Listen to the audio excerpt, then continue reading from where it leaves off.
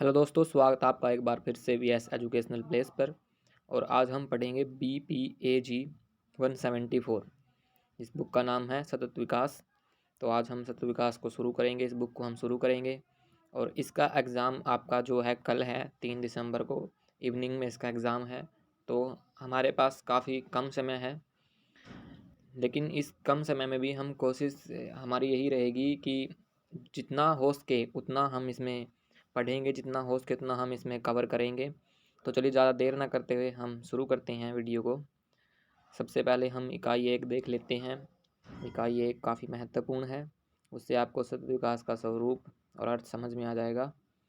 तो इकाई 1 सतत विकास का अर्थ, स्वरूप और क्षेत्र देख लेते हैं हम। ये इकाई की रूपरेखा है।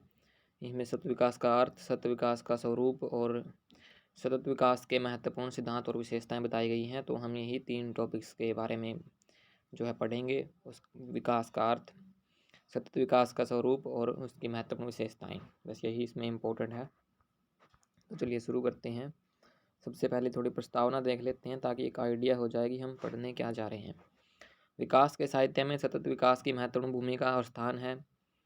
सतत विकास विकसित और विकासशील दोनों देशों के विकास विशेषज्ञों, पर्यावरणवादियों और राष्ट्रीय नेताओं के बीच तर्क वितर्क और बातचीत का केंद्र है। संयुक्त राष्ट्र और उसकी एजेंसियों और कई अंतर्राष्ट्रीय संस्थान और आयोग और विश्व नेता सतत विकास के महत्व को समझते हैं। वे निर्णायक दृष्टिकोण के हैं जो वर्तमान जरूरतों को पूरा करने के लिए पृथ्वी के संसाधनों का मूल्य घटा रहे हैं, जो कि भावी पीढ़ियों के लिए संभावना विनाशकारी हैं। क्या भविष्य की पीढ़ियों को और न केवल वर्तमान पीढ़ियों को उन पृथ्वी संसाधनों की आवश्यकता है, और वे क्या उत्पादन करेंगे यदि खेती, जंगलों का विनाश, आर्द्र भूमि को भरना, सभी कुछ जनसंख्या विस्फोट चालित हो रहा है, या उन्हें नवीनीकृत करने के लिए तथाकथित नवीकरणीय संसाधनों की क्षमता को नुकसान पहुंचा रही हैं। वे निरंतर आगे उत्पादन नहीं कर सकते। एक निश्चित स्तर से परे वर्तमान में केवल अधिक प्राप्त करने की आकांक्षा भविष्य के लिए उत्पादन को कम कर देगी। जिन मूलभूत प्रश्नों पर ध्यान देने की आवश्यकता है वे क्या आर्थिक निर्णयों से उत्पन्न पर्यावरणीय अवनति के परिणाम स्वरूप आने वाली पीढ़ियों की स्थिति यहाँ से और भी खराब होगी, और क्या प्राकृतिक संसाधनों पर बढ़ते दबाव के कारण विकास गतिविधि के पैमाने में वृद्धि सतत होगी।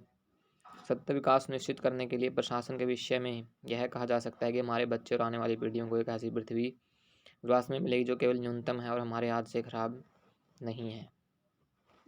अब हम सतत विकास का जो है अर्थ देख लेते हैं। 1970 के दशक के आरंभ में सतत विकास शब्द संभवतः बारबरा वार्ड लेडी जैक्सन द्वारा अंकित किया गया था, जो पर्यावरण और विकास के अंतर्राष्ट्रीय संस्थान international institute for environment and development की संस्थापक थी। सतत विकास व्यापक रूप से लोगों, उनकी आर्थिक और सामाजिक भलाई और एक दूसरे के साथ अपने रिश्तों में समानता के विषय में है। उस स्तंभ में जहाँ पर्यावरण समाज के असंतुलन से आर्थिक और सामाजिक सत्ता को खतरा हो सकता है। सतत विकास की अवधारणा की विरासत का शीर्षक हमारा सामूहिक भविष्य के लिए पर्यावरण और विकास पर विश्व आयोग की रिपोर्ट को जिम्मेदार ठहराया गया, जो इसे विकास के रूप में परिभाषित करते हुए कहता है कि भविष्य की पीढ़ियों की योग्यता से समझौता किए बिना वर्तमान की जरूरतों को पूरा करना आवश्यक है। इस प्रकार यह मानव की पीढ़ियों के भीतर न्याय संहिता और अंतर पीढ़ीगत न्याय संहिता की अनिवार्यता को भी पूरा करने का प्रयास करता है। सतत विकास वह विकास है जो वर्तमान और भावी पीढ़ी के कल्याण की आवश्यकताओं को पूरा करता है। यह सत्ता के मुद्दों और विशेष रूप से संरचनात्मक परिवर्तनों पर ध्यान केंद्रित करते हुए लंबी अवधि में विकास के साथ संबंधित है, जो राज्यों में गुणात्मक रूप से अलग अलग विशेषताओं या विचारों के अंतर्गत प्रणाली के व्यवहार के परिणाम से परिवर्तित होता है। तो सतत विकास का अर्थ है एक टिकाऊ विकास जो लंबा टिक सके, ऐसा विकास जो पर्यावरण पर जिसका कोई भी नुकसान ना हो और एक लंबा टिक सके, ऐसा विकास चाहिए जो सतत विकास है। सतत विकास है सस्टेनेबल डेवलपमेंट की एक ऐसा विकास चाहिए जिसके ज़्यादा विनाशकारी परिणाम ना हो, पर्यावरण पर उसका प्रतिकूल प्रभाव ना पड़े और वो लंबा टिक सके। तो ऐसा विकास अगर हमें चाहिए तो हमें सतत विकास की ओर बढ़ना होगा। आगे बढ़ते हैं। पर्यावरणीय हानि के वैश्विक और स्थानीय प्रभावों को देखते हुए यह कोई आश्चर्य की बात नहीं है कि सतत विकास, विकास योजना और संसाधन प्रबंधन में एक पसंदीदा शब्द बन गया है। हालांकि इस अवधारणा की व्याख्या भी अस्पष्ट है। ब्रटलैंड रिपोर्ट के अनुसार सतत विकास का विचार पर्यावरण संरक्षण से कहीं आगे तक पहुंचता है, क्योंकि इसका अर्थ है परिवर्तन की प्रक्रिया जिसमें संसाधनों का दोहन, निवेश की दिशा, तकनीकी विकास का उन्मुखीकरण और संस्थागत परिवर्तन भविष्य में साथ ही साथ वर्तमान की आवश्यकताओं के साथ तर्कयुक्त बनाए जाते हैं। यह सामंजस्य की निश्चित स्थिति नहीं है, बल्कि परिवर्तन की एक संतुलित और अनुकूल प्रक्रिया है। सत्ता के लिए आर्थिक विकास के बीच संतुलन। अर्थव्यवस्था में सभी मात्रात्मक और गुणात्मक परिवर्तन सम्मिलित हैं जो कल्याण में सकारात्मक योगदान प्रदान करते हैं, और पारिस्थितिक सत्ता सभी मात्रात्मक और गुणात्मक पर्यावरणीय कार्यनीतियां हैं जो परिस्थिति तंत्रिक गुणवत्ता में सुधार करने के लिए कार्य करती है और अंततः कल्याण पर सकारात्मक प्रभाव भी डालते हैं। दोनों आर्थिक और पर्यावरणीय प्रणालियों को जीवित रहने के लिए निश्चित न्यूनतम शुरुआत की आवश्यकता होती है। संक्षेप में, सतत विकास परिवर्तन एक प्रक्रिया है जिसमें संसाधनों का दोहन, निवेश की दिशा, तकनीकी विकास का उन्मुखीकरण और संस्थागत परिवर्तन सभी सामंजस्य में है और मानव की आवश्यकताओं और आकांक्षाओं को पूरा करने के लिए वर्तमान और भविष्य की क्षमता दोनों को बढ़ाते हैं। ब्रटलैंड कमीशन की परिभाषा के अर्थ भावी पीढ़ियों की आवश्यकताओं से समझौता किए बिना वर्तमान पीढ़ियों की जरूरतों को पूरा करने का विश्व विकास रिपोर्ट द्वारा दृढ़ता से समर्थन किया गया है। सतत विकास की धारणा पारंपरिक दृष्टिकोण को अस्वीकार करती है जो आर्थिक विकास को आवश्यकता लेकिन पर्यावरण संरक्षण को विलास का साधन मानता है। पार्थ दासगुप्ता और कार्ल गोरन मेल्लर लिखते हैं कि पर्यावरणीय संसाधन गरीब देशों के लिए छोटे महत्व के हैं। वे आर्थिक विकास की प्रक्रिया में महत्वपूर्ण भूमिका निभाते हैं। इस तरह के संसाधन विलासिता की वस्तुएं हैं और वे सार्वजनिक चेतना में ही बड़े स्पष्ट दिखाई देते हैं जब यह आया ऊंच होती है। पर्यावरणीय संसाधन केवल समृद्ध देशों की अतिव्यवस्था है। ये अर्थशास्त्रियों द्वारा मुद्दों से ध्यान हटाने के लिए है जो गरीब देशों में गरीबों की वास्तविक आवश्यकताओं के प्रति संवेदनशील नहीं है।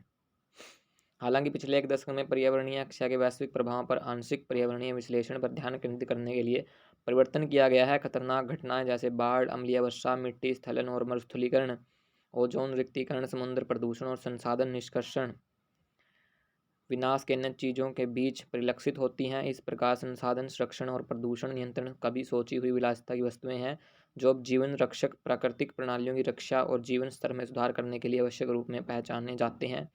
नेता अब निरंतर समझ रहे हैं कि सामाजिक आर्थिक विकास सतत होने चाहिए जो न केवल वर्तमान जरूरतों को बल्कि भविष्य की पीढ़ियों की जरूरतों को भी पूरा करने में सक्षम हों। इस समय प्रश्न ये है कि वर्तमान और भावी पीढ़ियों की भलाई का आकलन कैसे किया जाए। हमें अपनी आने वाली पीढ़ियों के लिए क्या छोड़ना चाहिए कि वे शाम को हमसे बुरी स्थिति में न पाएं।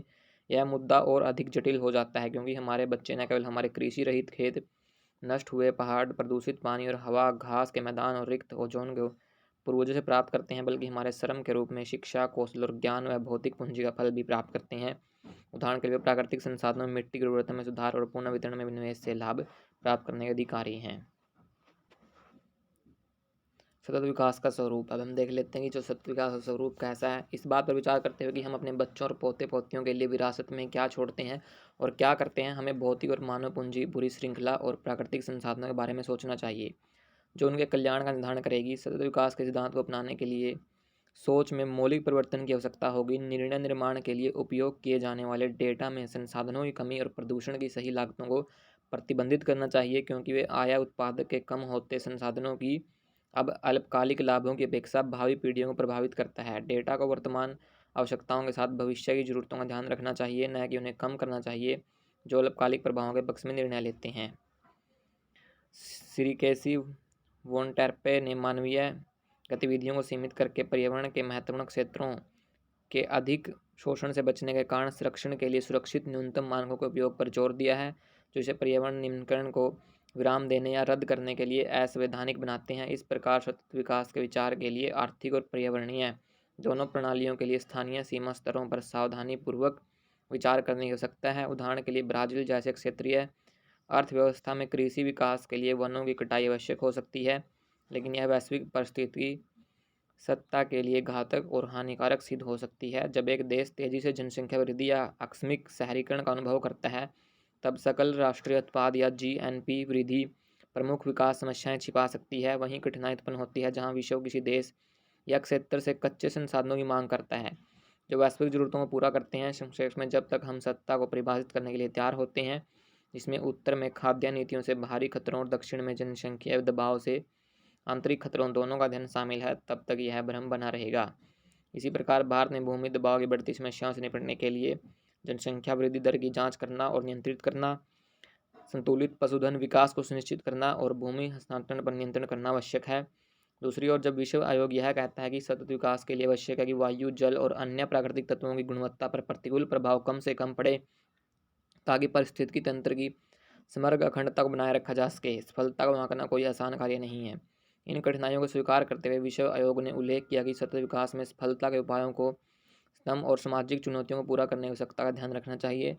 सत्ता के लिए पहलू पर्यावरणीय प्रशासकों से यह मांग करता है कि सत्ता के लक्ष्य हों जैवमंडलीय कार्य के लिए आवश्यक पारिस्थितिकी तंत्र और संबंधित पारिस्थितिकी प्रतिक्रियाओं को बनाए रखना, वनस्पतियों और जीवों की सभी प्रजातियों के उनके प्राकृतिक आवासों में अतिजीवन जीवन और संरक्षण सुनिश्चित करके जैविक विविधता को बनाए रखना, जीवित प्राकृतिक संसाधनों और पारिस्थितिकी तंत्र के दोहन में सर्वोत्तम सतत उपज के सिद्धांत का पालन करना, महत्वपूर्ण पर्यावरण प्रदूषण या नुकसान को रोकना या कम करना, पर्याप्त पर्यावरणीय संरक्षण मानकों की स्थापना करना।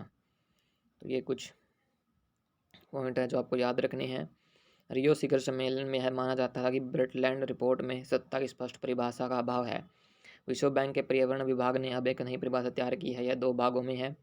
आउटपुट गाइड, अधोगति के बिना स्थानीय वातावरण की समावेश क्षमता के भीतर अपशिष्ट उत्सर्जन होना चाहिए, और इनपुट गाइड, नवीकरणीय संसाधनों की पैदावार दरें प्राकृतिक सुधार क्षमता के भीतर होनी चाहिए। गैर नवीकरणीय संसाधनों की कमी दर उस दर के समान होनी चाहिए जिस पर नवीकरणीय विकल्प विकसित किए गए हैं।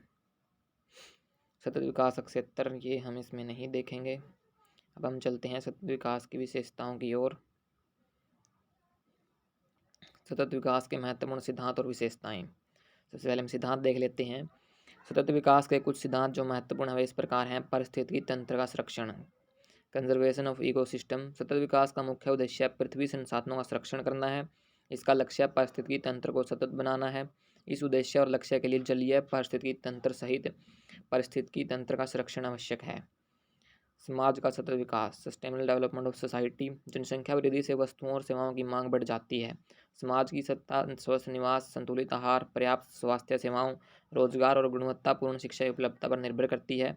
समाज में लोगों के लिए स्वास्थ्य और शिक्षा महत्वपूर्ण है। दूसरा, जैव विविधता का संरक्षण, कंजर्वेशन ऑफ बायोडाइवर्सिटी। विश्व में सभी जीवित प्राणियों के संरक्षण को सुनिश्चित करना महत्वपूर्ण है।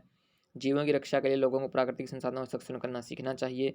सितंबर 2020 में वैश्विक जैव विविधता दृष्टिकोण और विश्व वन जीवन कोष और वर्तमान ग्रह सूची लिविंग प्लैनेट इंडेक्स दोनों ने सितंबर 2020 में जैव विविधता की हानि के विश्लेषण को रोकने और पृथ्वी ग्रह पारिस्थितिकी को मानव गतिविधियों के परिणामों का खतरा होने से पूर्व पारिस्थितिकी तंत्र सेवाओं को बहाल करने के लिए कठोर और तत्काल कार्यवाही की मांग की।